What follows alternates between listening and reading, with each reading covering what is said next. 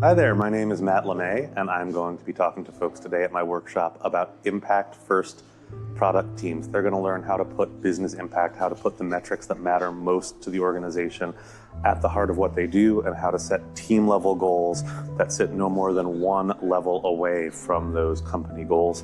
And hopefully they're going to have a little bit of fun doing it. How product teams can better understand who they're actually building for, who they are designing for, how to create value for the user, and in that way increase the likelihood that they are willing to pay for their products. Helping them understand their users and how to approach gathering user insights, user segments to help them develop better products. So looking forward to this exchange with a lot of product leaders from all over the world. Structure. At the end of the workshop, they should have something working, but having done a lot of research, having a design system already, so when they start implementing the idea in the vibe coding tool, they already have like a proper identification of personas, what to build, and the design inspiration that they want to get for the application, for the solution that they want to do. You can basically do all of the steps of product development, all the way from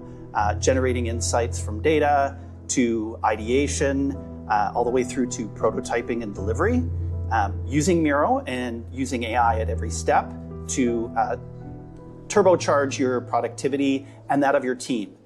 Miro is a collaboration space at heart. We're built for teams, and so that's really what we want to show people today, how to use Miro for AI-powered collaboration in a team setting. The morning sessions were amazing. We had a lot of insightful discussions. And I expected to learn a lot, and I did learn a lot, especially because of the amazing framework that is the decision stack, that I wanted to validate some questions, and the workshop made it possible that I was close to the person who actually came up with the framework, so it was really good. The workshops, they are amazing, so we have learned about AI, about frameworks, about vision, about leadership. This is my first time here at Productized, but I'm really enjoying learning a lot. I'm on my second workshop today, and it's been really fun getting to know a lot of people, learning a lot of things, and getting up to what is the future of product. I'm here with my partner on this, Faith Forster, and we're introducing the Maker's Manifesto. We're doing a workshop today. The people have been brilliant. Lots of really great questions, lots of really great suggestions, lots of wonderful conversation. I attended morning session today. It was impact first product teams, and I really enjoyed it. I took a lot about how business goal should correlate with team's goal. That's how important it is.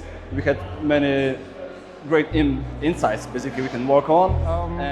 We're showing an agentic way of testing product ideas.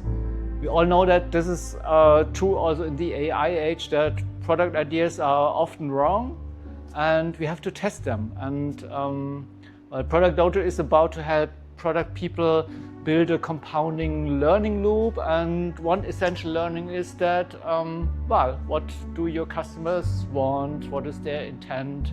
Do they like the product? Does the product actually solve their problem? Here we are learning how to build AI operating systems for product teams. And actually, we don't really teach here anything that it's fundamentally a novelty. It's really how to use these all these different concepts, in an operating model that actually improves itself over time. I'm convinced that product people need to learn pricing, and it's a domain where there is no easy solution. There's not one size fits all solution. And everybody needs to learn to somehow integrate pricing in their day-to-day work. How do you decide what to build in the AI era? So we had a really interesting discussion so far to at least acknowledge the challenges that we face, being market-driven or user-centric or technology-led. And now we are slowly getting into what do we do about it. And today focuses on identifying terms that create confusion and misalignment, and come up with common definitions and shared meaning so that a team can operate better together across product, engineering, design, and also other extended teams that we collaborate with in sales, customer success, marketing, and so on.